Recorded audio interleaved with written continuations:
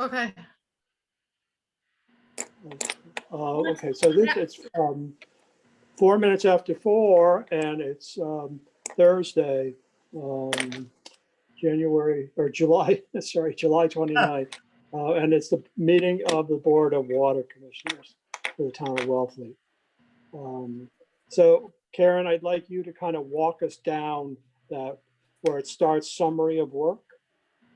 Yes, sir. There we go. There you go. Okay, so Tom and Kateri, what we're going to be doing here is going through these point by point, and I would ask you to comment on any that you have concerns about. So under the general areas for I think those are pretty much standard. The item number 1 and item number 2. These are requirements established by DEP. Okay, so the third one has to do with the contractor is required to be familiar with the system and our rules and regulations, which would be included in with the RFP. So item 4 is daily inspection of the Wellfleet water system, including water sources, treatment, and distribution components. Jim? Yes, Tom. Is that a reality? Monday through Friday, yes. For there, you see, if you follow through on that, it says that we've requested a waiver from the regular hours, 8 hours a day, down to 4 hours a day, and that's what they're currently supposed to be doing. Okay, that's it. It doesn't seem like that could really be happening. Keeping a man here on the process in the town. Well, I mean, that's what they're required to provide is 4 hours a day, Monday through Friday. Okay.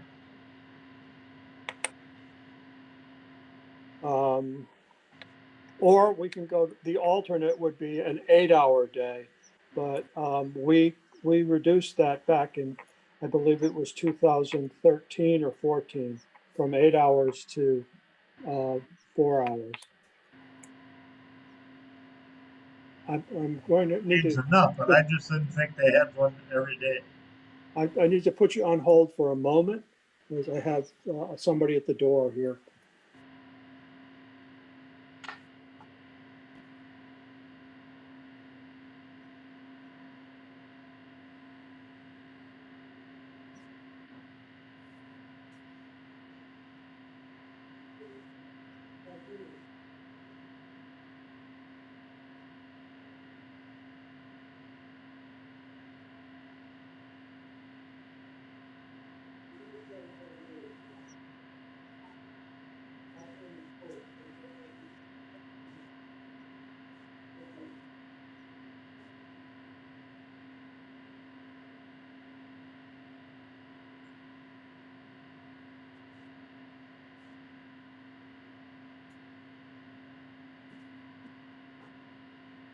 I apologize for that. Okay. Any questions on item number 5, inspection and maintenance of electrical and mechanical equipment?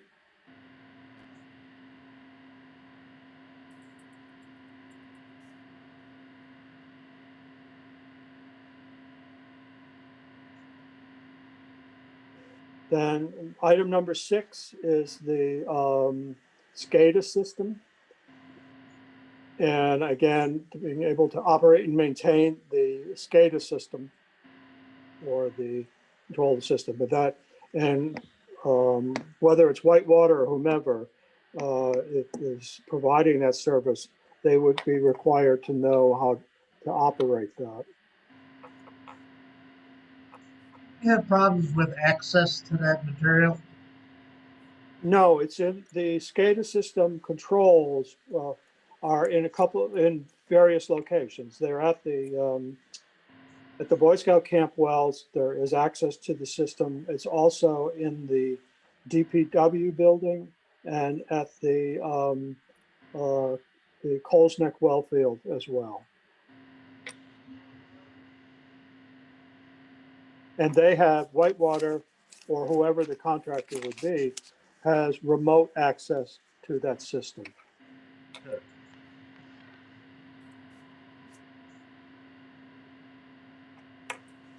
Okay.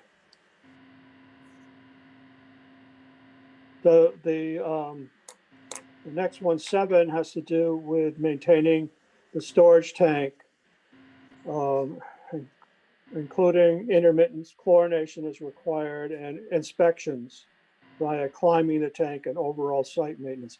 This is something that we've been discussing with Whitewater, that indeed that we do need an updated inspection of the system. And it should be in accordance with the contract that we have with Whitewater. That is supposed to take place at least annually. Although chlorination does not occur at that tank, it occurs at the point of at the wells, if necessary. Now, does that maintaining doesn't include the painting that we're already discussing? No, that would be a separate contract.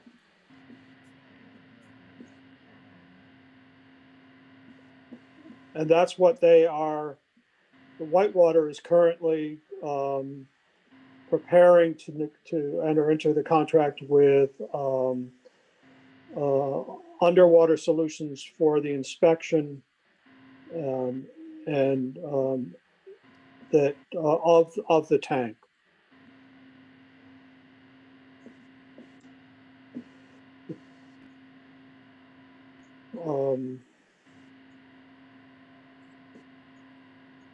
Item 8 is assist with the water automatic meter reading procedure twice a year.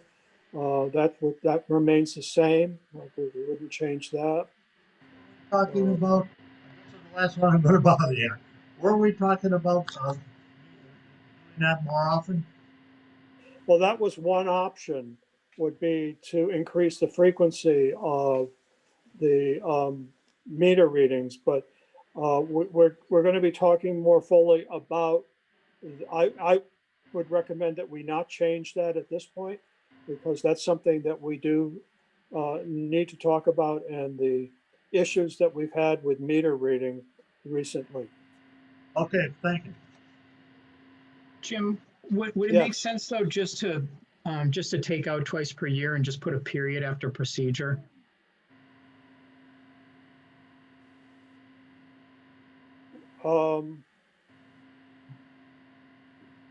Well, I think it has to be specific for whatever we are going out to ask for now. Right. My concern would be is if we change it and we've got this twice per year in a contract, if we just put a period after that, it's whatever the procedure is. I mean, if there's a scope change, if they believe, or there's a lack of clarity on their end, or they feel they need more money, I mean, they could come to us, but if we put twice per year in there, then we got to go back and amend this if we change our billing procedures. Well, how about if we said, which is,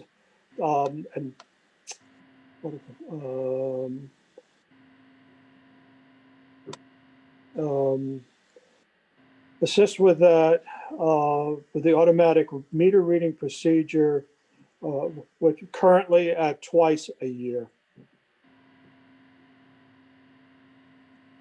The reason I don't want to take it out is that I think then it leaves it too ambiguous, that the requirement could be anything from once a year to 12 times a year or whatever. And I think it makes it hard for any bidder to come back with a more accurate bid. Hey, Jim, Yes. if I may, what if you just write at least twice a year? That we could do as well. Sounds good, yeah. minimum of twice a year.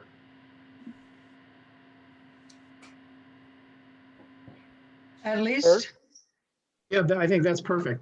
Perfect, Okay, Yeah, I like that. perfect. okay. Fine with me.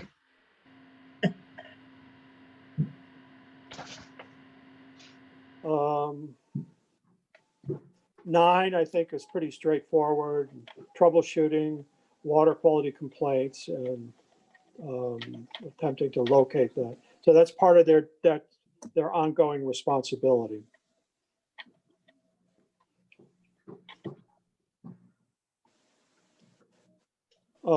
And right now, the next item, number 10, has to do with maintenance of records. The records that are maintained right now are pumping records and and any chemical introduction into the system.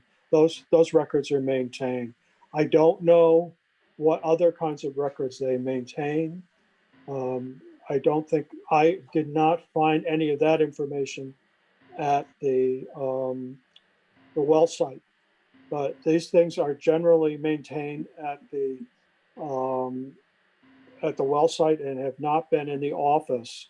Although I think one of the things that we could require is that system, that any records would need to be at least updated or summarized monthly, which is the monthly reports that we were getting from Whitewater.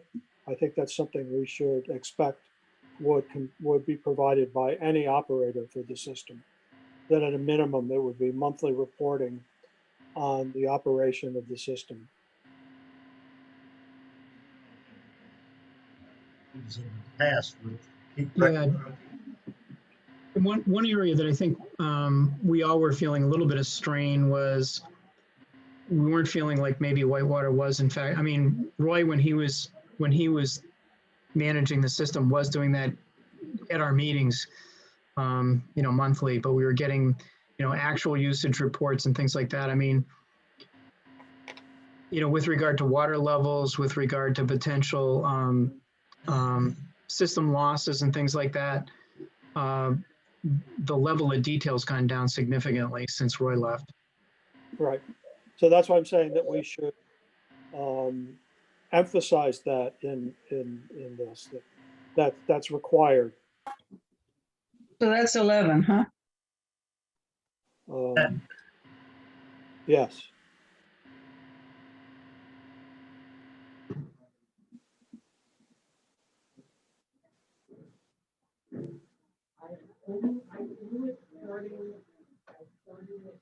So you're all okay with Yes. emphasizing that's important that we Yeah. have that on a monthly basis. Okay. Okay, 12 is standard requirement of the startups, fall shutdown. And I don't know. And water samples of the seasonal TNC wells. Those are the wells at the beaches.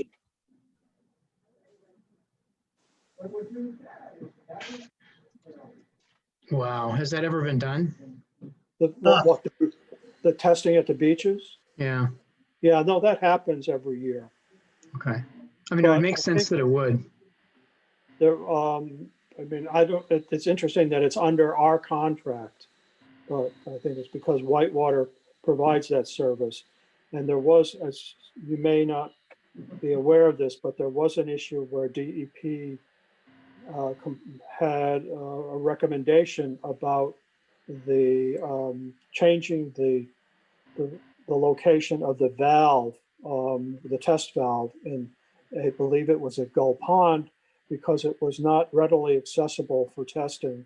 They had to get down in the well pit to do the testing, and the recommendation was to provide a more accessible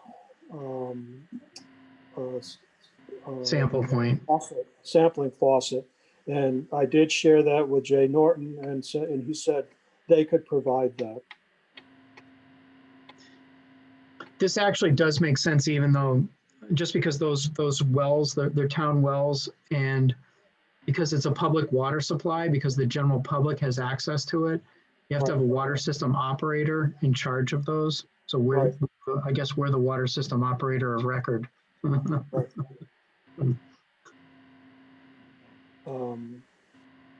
So the next item, 13, has to do with the required insurance. That's pretty much standard, the minimum of $1 million in liability insurance. The next one, this was one that I believe that Catherine had. Yeah, I commented about, yeah. Had concern about was the the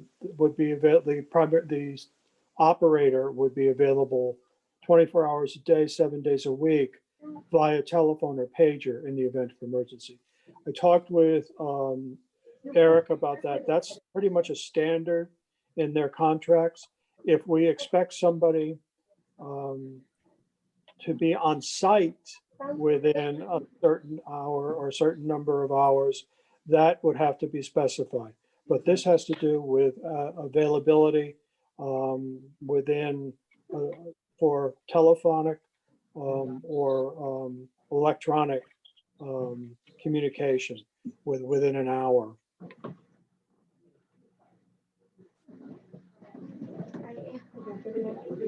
Okay, I guess the question is, what does respond mean? If we call, or if there is an issue that something comes up, let's say if there were a leak detected and it doesn't come through us, but it comes through, say, the town, the police, fire, whatever, that Whitewater would be responding to that within an hour by phone, internet, whatever, and that then there would have to be some provision as to how quickly there would be someone on site. And I think that would be determined by the level of what exactly is required.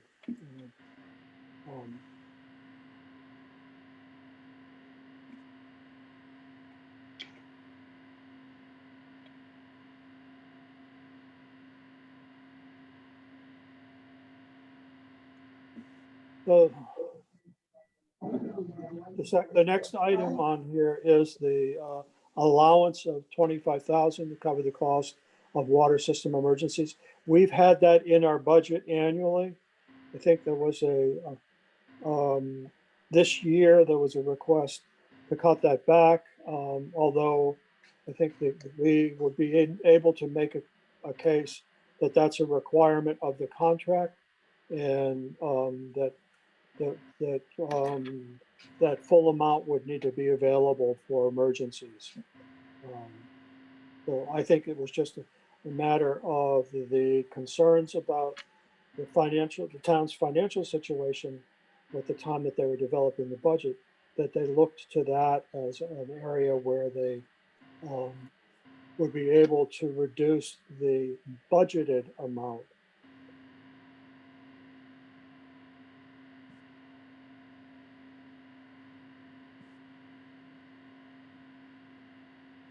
The final sentence in that item has to do with the town must approve all material purchases in excess of $500. I don't know that that has been the case, but I do know that we have had requests from Whitewater for when there have been issues, but it's not, wouldn't always know what that the amount is at the time. If there were an emergency, it could exceed $500 easily, such as when we had the water main break out on Route 6 just north of town, and that was a few years ago. Small. Hey, Jim, maybe they can specify their hourly rate when it comes to that, because I get the bills like when they went out and did the reads, and it was an hourly rate. So maybe we can ask them what their hourly rate is, or determine that. Yeah, but Karen, it wouldn't necessarily be Whitewater that is responding to that. I mean, it could be Robert B. Hour, like it was in that case. That the repairs were done by RB Hour when we had that water main break on Route 6. So that wouldn't show up in this contract. It was something we'd have to, I guess we'd have to agree to with whoever the contractor is, including such as Robert B. Hour. And the other thing I wanted to point out is there's always a large uplift from them. So mean- if like Robert B. Hour bills Whitewater, then Whitewater bills me, and there's always a large uplift from Whitewater. So we need to kind of keep an eye on that too. Yeah, That's they get a fee for engaging any contractors, and I believe it's up to 15%.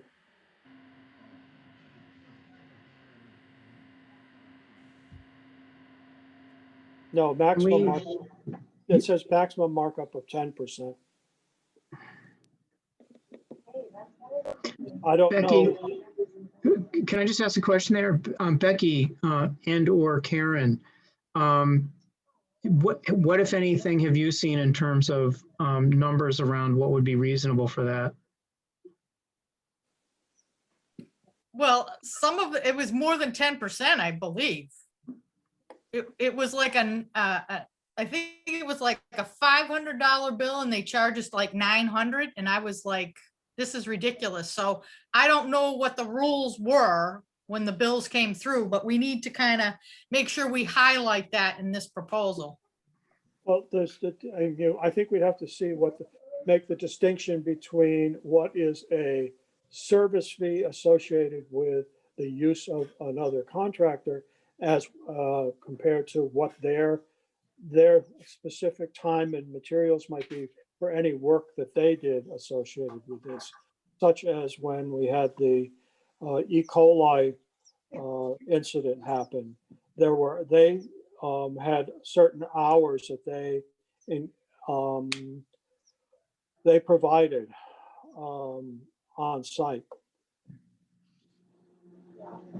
Are we talking about the markup of the subcontractor's fees? Yes, Yes, And I agree with her that that seems excessive. 10% seems to be a reasonable, I'm 15% seems to sorry, be a reasonable markup. that seems to be reasonable or not? No, 10 to 15%, I would say was reasonable. I think higher than that is not called for. Right. So what's in here is 10%. That's why I was kind of asking if maybe Becky had some experience with that. 10, it seems high to me because they're really not doing it. It's a complete pass-through cost. Seems high to me. correct. Or I don't have any comments on that.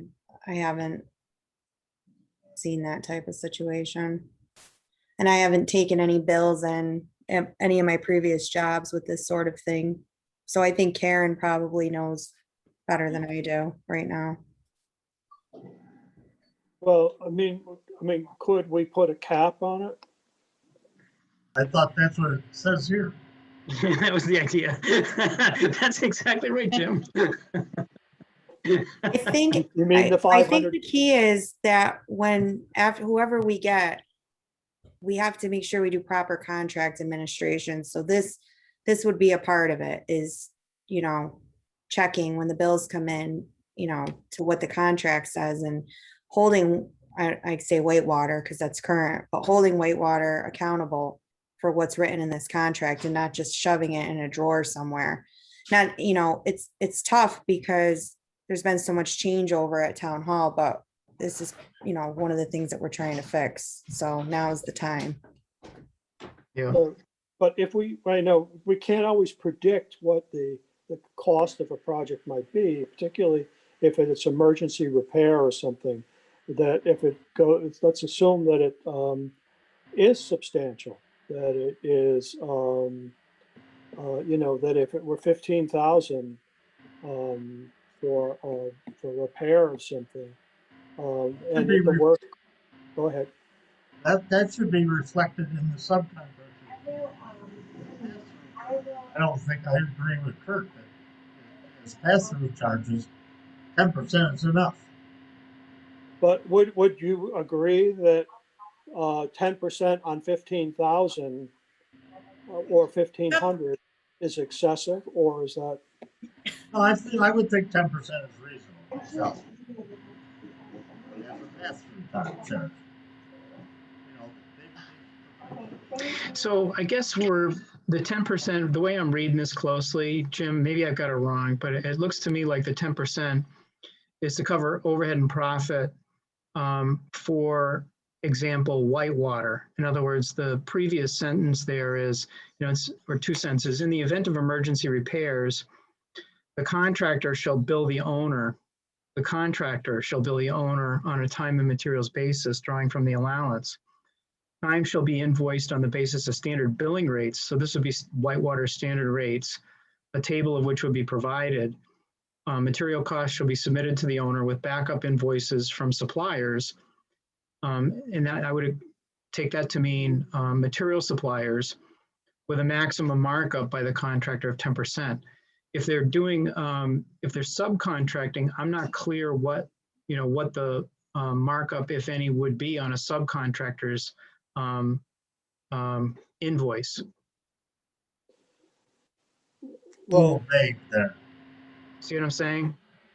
right. Well, I think, So if for our does an example, emergency repair and it's $25,000, I don't see what whitewater would be allowed to charge over and above their passing through their invoice. if it's work that they perform or anything, but if the work is totally done by a subcontractor, that's the question. I think that raises a question. And here's an example of, I think, what Karen has raised recently, that if we're purchasing meters, say, restocking meters, then we're purchasing those through Whitewater. Should we be paying a fee? Hold on, this is me. Hello? Yes, Neil.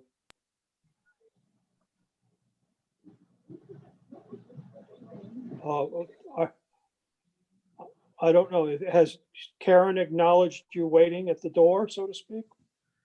He's not there.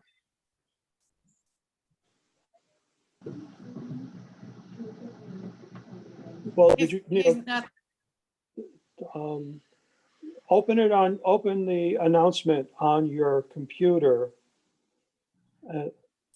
And then just highlight the login information.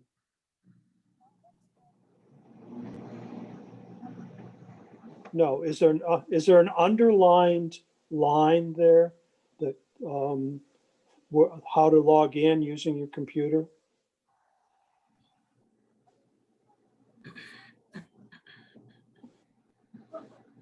Oh, I don't know then, Neil. Did you go to the town website and on the calendar?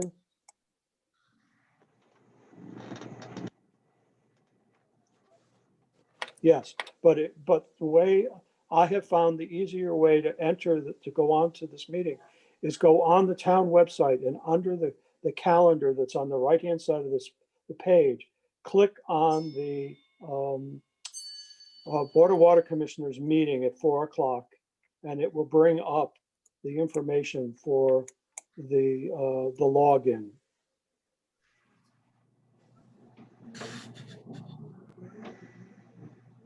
I don't know, well, it may not be the correct ID number and password.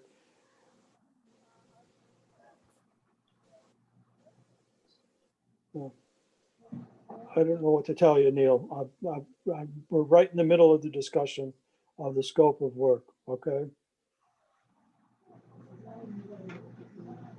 Sorry about that. So Neil couldn't get in.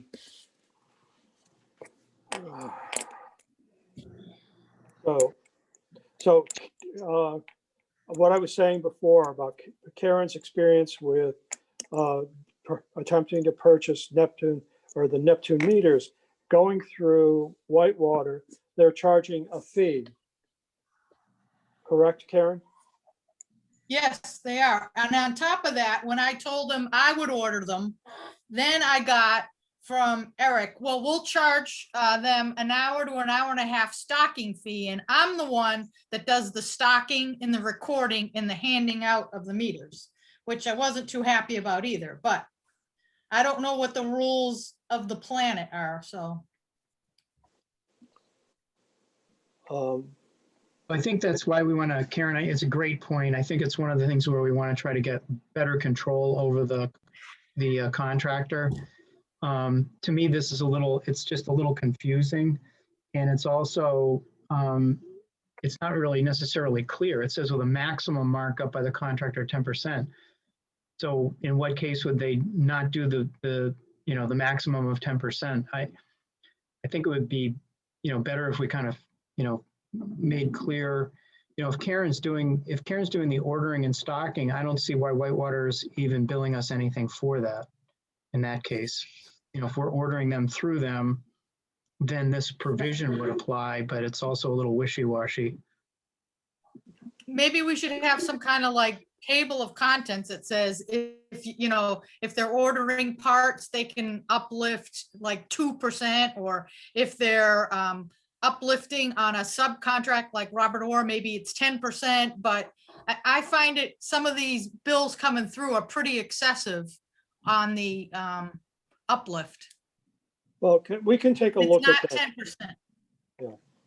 But I would agree that if any of these purchases, for example, do not require any effort on the part of Whitewater, then I don't think there should be a fee charged by Whitewater for stocking, or if you're doing the ordering and if you're stocking them and handing them out, that Whitewater should not be getting an overhead fee on that. Look at the next item. Pardon? Next item. The contractor should not rely on town staff. But in there, we should mention in there something that if the town staff provides the service, they cannot charge for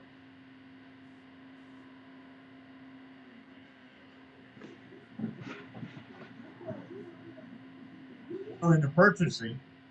That's the emergency. I wouldn't be getting involved with the emergency. I don't No, think but I mean- anybody in the town would. Somehow or another, we have to exclude town work from their billing. Right. Well, the other thing is an emergency, Whitewater's billing their time and material too. I mean, they have staff that's engaged with, let's say in the case of Robert B. Hour, Jim, because that's a classic example, right? We've got a subcontractor in an emergency situation. Whitewater staff are actually working with them directly, right? Absolutely. And in that case, So they're billing anyway. Right. I Yeah, have no But that's a problem. separate, it's a separate line item, Kurt. It's not the same line item. Right, that's what I There's a mean. line So item that it's- says uplift. Right, that's what I'm saying. So they're already getting paid to work with Robert B. Hour. And at that time, they're passing through an additional 10% on top of their standard billing rates for the work that might be performed during an emergency. The question is, what, if anything, should they then also be adding to the Robert B. Hour contract? And they're already getting paid and they're already getting 10% above their standard rates, and hours costs are a pass-through. They're getting paid for arranging hour, they're getting paid to supervise hour. So I'm not sure what they should be passing through for an uplift on hours contract. Well, but I would see that any communication or interaction with RB Hour, that's their overhead. Well, they're going there's to bill not- us for it. There's not another source of funds for that because Right, they're gonna bill time and material. My understanding here is they would bill their own time and material cost plus 10% well, the time and material for what? to work with our, to oversee our, to engage with them, to manage them. But isn't that the 10%? No, they're still billing hours. Like somebody's talking to hour and they're on the clock. And then they're adding 10% to their billable rate. So our charge is $1,000 for this. Right. And then the contractor, whoever it is here, adds 10% to that and then bills us $1,100. That's the way it should work. That's the Well, way that's the way I think it should work too. That it's whatever the base contractor's cost is that Whitewater or the system operator can charge up to 10% above that for their time and materials associated with that. yeah, but this paragraph doesn't say that. The paragraph is weak. Yeah, what this paragraph says is it's only referring to material costs. And keep in mind, this is under emergency work. But it's only speaking about material costs and invoices from the suppliers upon which they can add 10%. But it doesn't have anything to do with a subcontractor.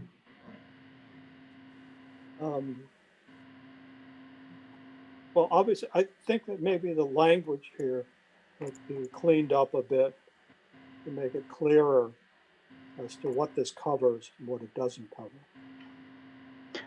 I'd also feel better if we had some examples, of what a normal markup is on a subcontractor's bill.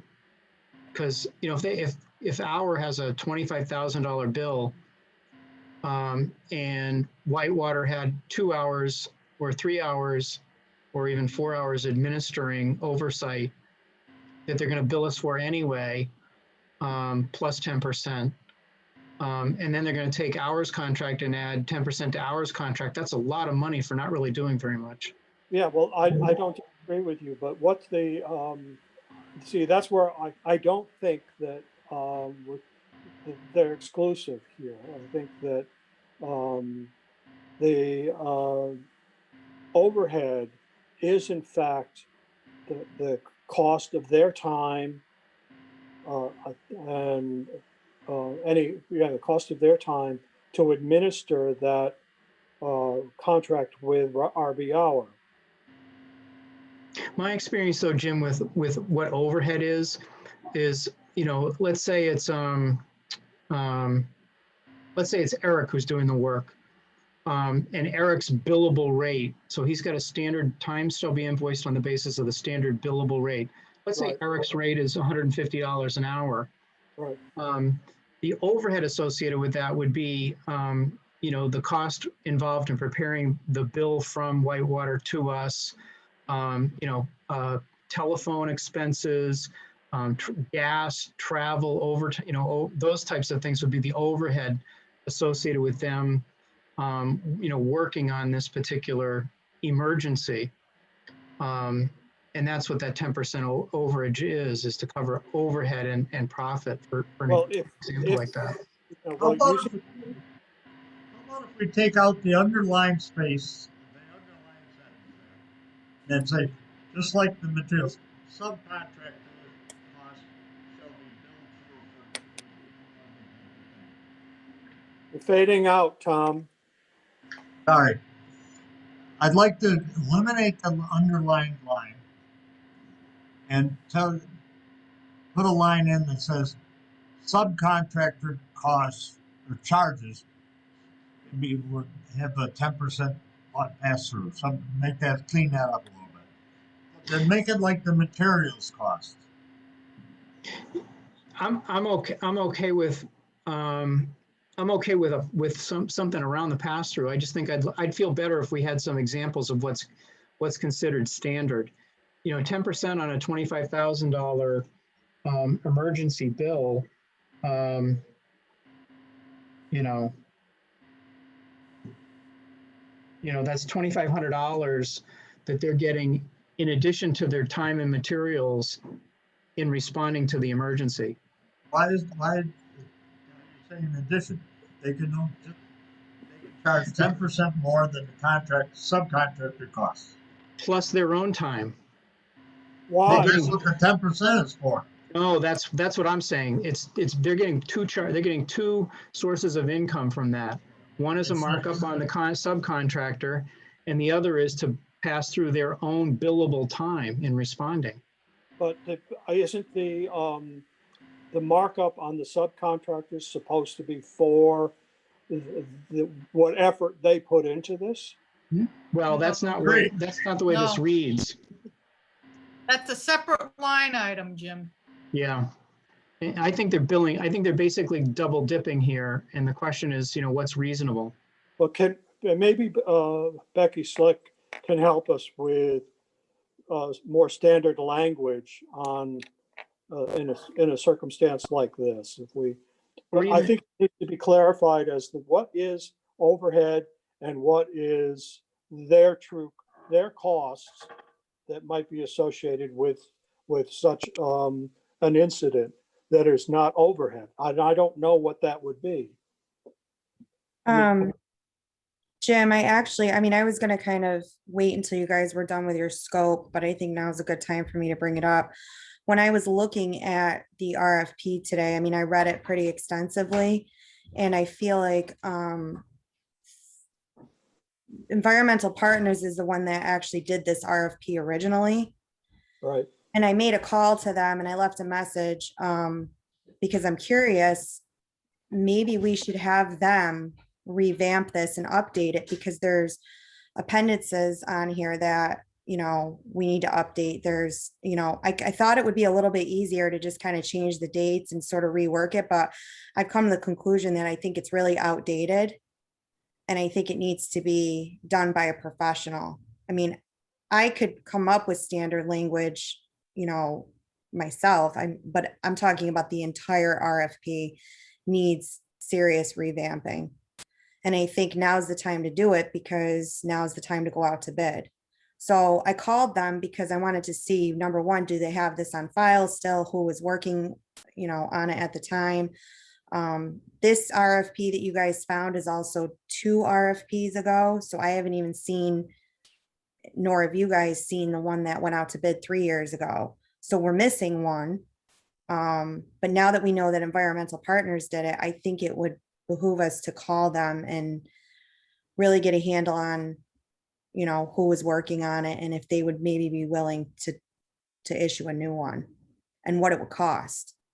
And that type of service doesn't need to go out to bid because it's basically engineering services. So it's Right. asking them, what can you do to help us get this out to bid?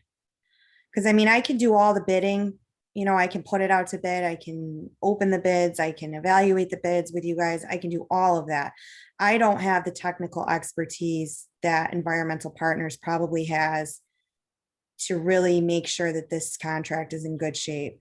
And I think it would save us a lot of time as well. But I would like your thoughts, what you think. And again, I did put a call into them earlier today. I'm hoping to speak to them and get some more information. Okay. Yeah, I think that's a great idea, Becky. I do too. The other organization that we could reach out to, I'm a little uncomfortable about Environmental Partners necessarily, but Mass Municipal, isn't there a Mass Municipal Water Yeah. Association? Yeah, we could do that too. We Yeah, are they up may against have- the time situation as well. They may have a standard water system operator subcontract. Yep. They just may have something that they share with members that's a standard contract. And it would probably be pretty current and probably be flushed out by a bunch of really good attorneys. Exactly. And so I was thinking, like for instance, this section that you guys are talking about, make a note of what concerns you and what you want revamped. And then if we could get somebody to come to a meeting rather quickly, we can express, or you guys can express your concerns. of what the current scope of work is. And they can do all the legal jargon because that's, you know, what they get hired to do. Yeah. Then I can do the bidding. Well, are you thinking the environmental partners would work on the legal jargon? Well, yeah, they work on, they were the ones that developed this RFP. Their name is stamped on it. So that's why I'm thinking call them, because there's already a base there. So you're not reinventing the thing completely, because a lot of it is a good scope of work, and a lot of the wording in there will probably stay the same. But the appendices I know are completely outdated, and you also have a fee schedule in here from 1990. Is that still your fee schedule, or please tell me it's not? No, So I don't know. I mean, I'd like your thoughts on it, but I mean, I'll do what you guys want me to do. If you want me to continue working on it and revamping it, or I feel a little bit uncomfortable because I don't have the technical parts of this that maybe this engineering firm or like the one Kurt said would have. Yeah, EPG doesn't have a reservoir of legal expertise either. That's why I'm a little nervous about them. Well, you know what can happen is they can develop it and I can send it to town council. That's typically how we do a lot of RFPs. That's what we're doing with the dredging right now. Yeah, I would think with something like this though, Becky, that there would be a standard municipal contract, you know, developed in somewhere in, you know, in the Massachusetts Right. municipal system. This is very, very commonly being done with other water systems. So it's not like it's unusual. Right. And yeah, we could reach out to them. Whatever you guys think. I just think we need somebody else to help. yeah, well, I think using Kurt's suggestion, starting with what's available, say, through, you know, municipal, through, you know, state or other resources for templates of contracts such as this. That may be the first start. And then if we find that we still need to go back to environmental partners about it, we can always do that. And I realize there's urgency here, that we need to move as quickly as we can. Template's a good idea. It saves a lot of work. It's going to be already tested, and we can have additions and deletions at our will. Hmm. Kurt, do you have a contact there? I can find one. Okay. I don't have anybody off the top of my head, but Or if you want to send me their website.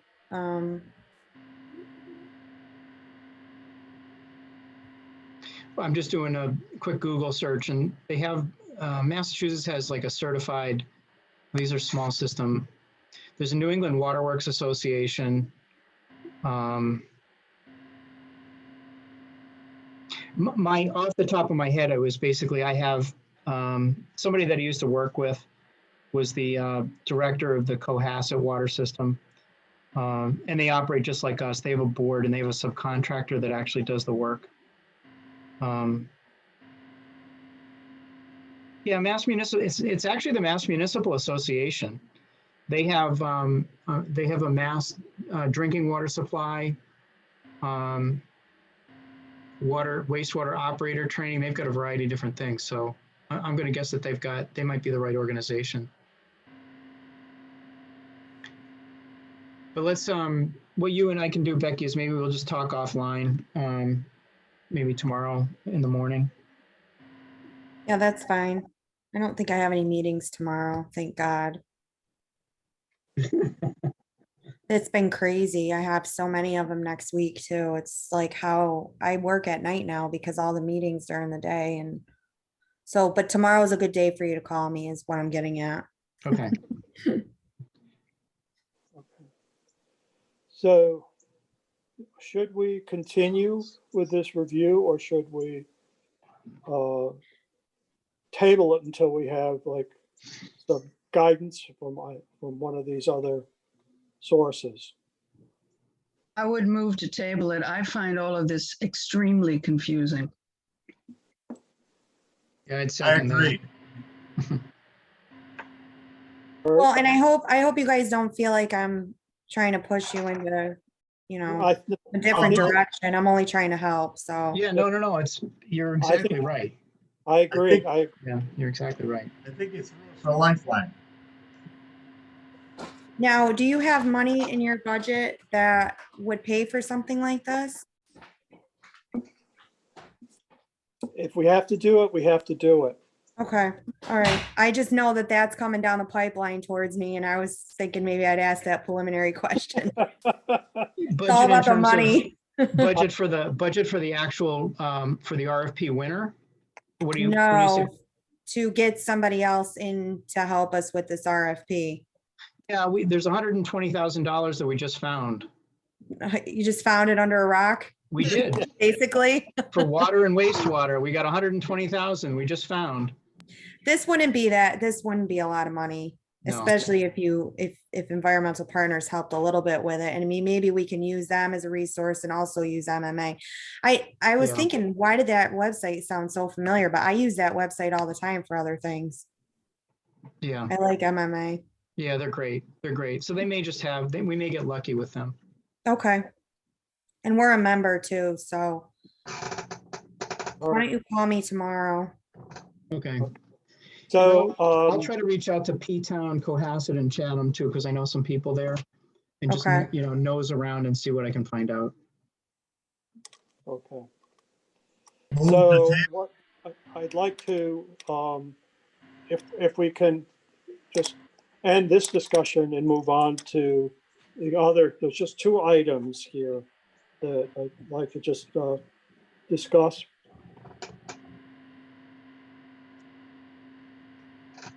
Do you need me anymore, Jim? Hold on a second, just let me look at this. Don't need you for the, these are really quick, so Okay. just to update everybody on the proposal for Eastham to supply water to the Wellfleet Cinema. It came up at the select board meeting Oh, yeah. Tuesday evening. I shared with the select board that we had discussed this at one of our meetings and that the Board of Water Commissioners is not adverse to seeing that go through. We want to be sure that there is a contract in place that clarifies that in the event that Wellfleet at some point in the future has develops a water system that would include that area, that that contract or that they would turn that back to Wellfleet to manage. And they had already considered that, and they're working with Copeland and Page to develop the standard language for such a proposal. So that's where that stands. I saw that, Jim, and I almost, I actually did read all the discussion. I'm almost feeling like we would be well served to make a motion to approve Eastham's supply of water to the Wellfleet Cinemas. Right. And that compliance with all of Eastham's connection requirements will be I'm trying to figure out how you say that, but basically, Wellfleet Cinema needs to comply with the town of Eastham's connection and operation requirements with respect to a municipal water customer. Right. So that we I don't, agree. it's not us, So, it's them. so is that a motion, Kurt? Yes. If it is, I second it.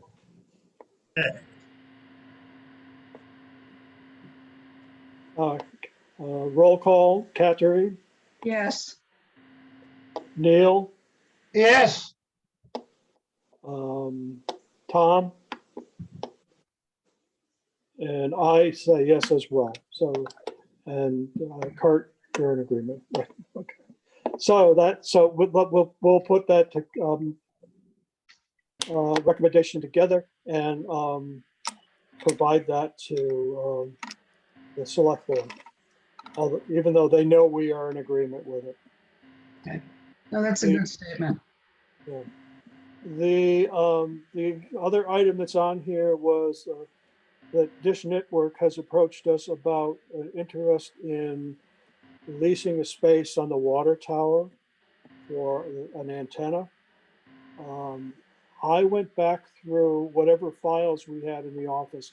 I cannot find anything about any contracts that have been awarded up to this point for space on the water tower. There was an RFP that went out in 2017, but I do not believe that there were any contracts negotiated as a result of that. Unless, does anybody have any knowledge of anything related to that? I have Yeah. one question, and that's possibly increased corrosion because of electrolysis. I think that should be addressed in the contract. I'm sorry, say that again. Increased what, Tom? Corrosion, Corrosion. electrolysis. Um, I mean, it's easy to take care of, but I think it should be specified. Make sure. you mean related to an antenna being placed on the top? Yeah, some kind of cathodic protection. My only recollection there, Jim, is that I know Dan Hort was interested in trying to do an RFP, and when we did the research, basically, and this was mainly in regards to potentially a cellular tower or cellular service on the water tower, and all the cell phone companies do it the other way around. They look at their cell phone service as being the attribute and ask for people to come bid their tower locations to them. So they turn it's the other way around. And so we never actually did do any kind of formal RFP. Well, there was At least for the cell. there was a notice that went out, and it was posted in the Cape Cod Times. This is back in 2017 for the availability of access or space on the tower. That's what I said. I don't know that there was any response to that. There wasn't. I think he did notice it, and then I went to Verizon's website and looked at all their requirements and so on, and they do it the other way around. Verizon's looking for a municipality to bid to them to get a tower. Right. So let's just drop it then. Well, Well, this I is think for we have to Dish. This is respond. different. This is different, but Oh, it is in- No one has reached out to them. I think Karen got the call. Is that correct, Karen?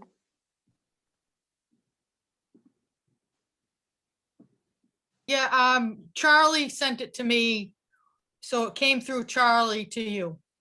All right. So we just need to investigate it and see if they're looking to pay for something to go up there on the tower. I think we should, at least entertain a discussion with them. If they're looking for us to buy something from them, that's a little different thing.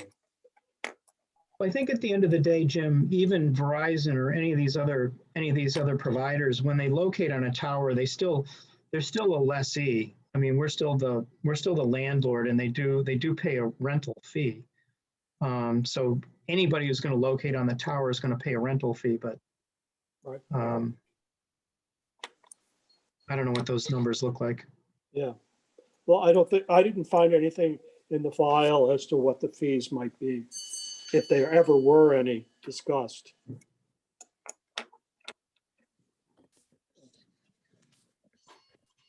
And we also had this open item. I hate to bring it up again, but the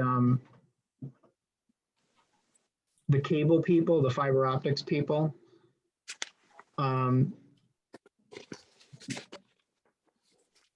they're using. We never did sort out what they were using. There was this issue of them using backup power from our system, and then also locating on the tower. Yeah. No, I don't recall. I don't have any knowledge of it. I've not found anything in the files associated with that. But isn't there a cable provider that's using the tower? If there is, it's gone through another office. It did not go through the other office. I It was- seem to remember the discussion about them using. Call from Richmond. I wonder what the deal was.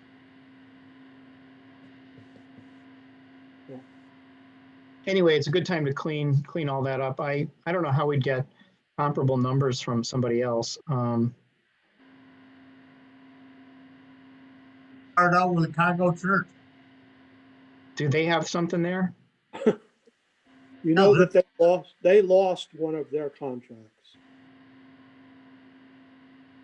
No, I don't know anything about their contract, but they have a contract with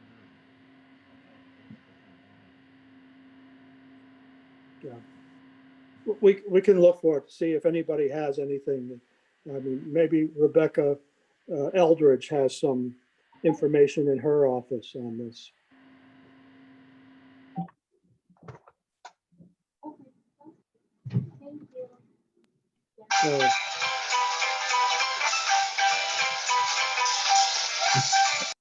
Dance.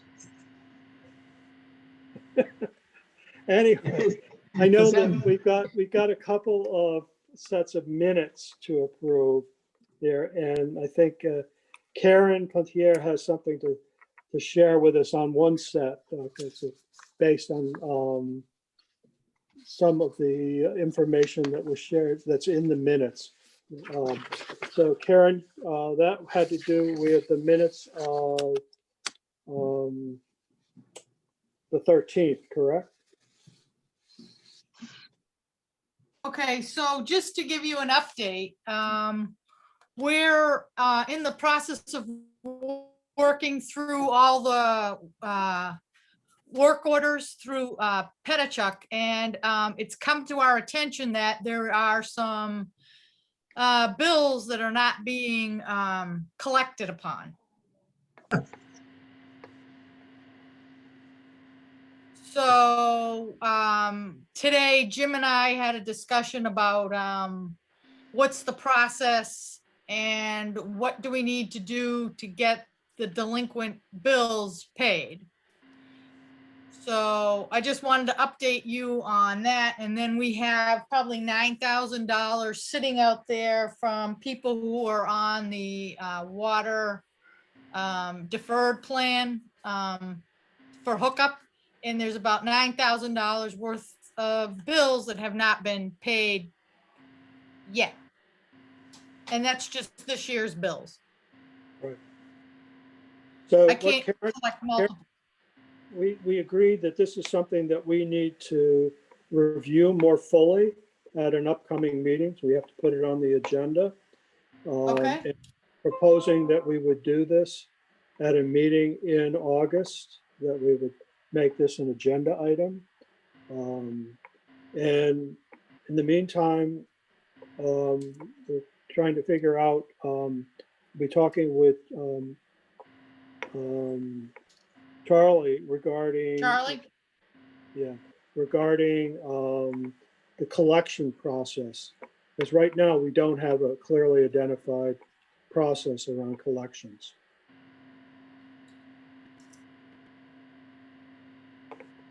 Well, we have kind of two buckets though, Jim, right? One is people who are in arrears and have, failed to pay. And then this other bucket is people who didn't get properly passed through the system to actually even get bills, Right, right? right. So anyway, it's not on the agenda for today, but But we do want to bring this up at an upcoming meeting. But we just. Okay, Do you want to approve that? You want to go through the minutes? yes, let's go through the minutes. So the first set of minutes was for June 22nd. Right.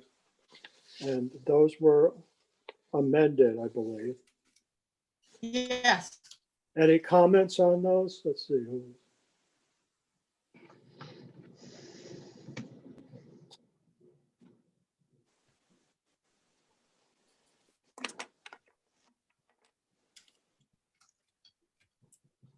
I didn't have any additional comments. Okay, all right. So do I hear a motion for the minutes of June 22nd? So moved. Second? Second, Um, I'll call the vote on that. Kateri, yes. Neil? Neil? Yes, okay, I saw your yes. Kurt? You're a lip reader. Yeah. Does Tom? it all. He does it all. Tom? Yes. Yes, okay. And I vote yes. Okay, so the minutes of June 22nd, 21 are approved unanimously. So the other one was for the meeting on July 13th that we were just talking about. Do I hear a motion on those minutes? So moved. So, second. Second, okay. We'll take a vote. Kateri, Yes. Neil? Yes. Good. I heard you that time. Yes. And Kurt? Yes. And I vote yes. So the minutes of July 13th are approved. I would like to propose that we set the meeting, a date for the next meeting as for the third third Tuesday in August, which would be the 17th. Any problem with that date? No. 4 o'clock. 4 o'clock? Okay. So, Neil, is 4 o'clock okay for you? Yes. fine with me. Patrick, it's okay? Yeah, sure. All right. And we will put on that, one of the items that will be on that agenda, obviously, will be this issue of outstanding water bills and collection process. And hopefully we will be, have more information by that time on the request for the RFP for a water system operator. Can I bring up one other thing? As much as I like looking at Rebecca's face, I think it's time that Karen's face be on. Is there anybody that's No way, know how no to? way. Hey, come on. She's in the witness protection program. Is that it? I am. I'll put my dog up, but that's it. Ah. Nah. All right. Well, you Okay. could go live, Karen. I could, but I'm not. We know you're home in your pajamas Yeah, already. right. I was just gonna say the same thing. I wish. I wish. Yeah. All right. Is there any other business that we need to discuss? I don't think so. I move that we adjourn. Second. I'll- Second. Neil, are you in favor of adjourning? Yes. Neil, I'm glad you got on. Yes. It was an effort. Yeah. Well, I'm glad you figured out how to do it, so. I agree that we adjourn, and Tom, you're in agreement, right? Yeah. Yes. Okay, thank Okay. you, everybody. Thanks, Thank you. Jim. Thanks, you. Karen. This is a lot of. Yeah, no problem. Thanks, you. Becky, if you're still on. No, she's gone. Nope, she's gone. All right, guys, see you later. Bye, everyone. Bye-bye. Bye-bye. Bye.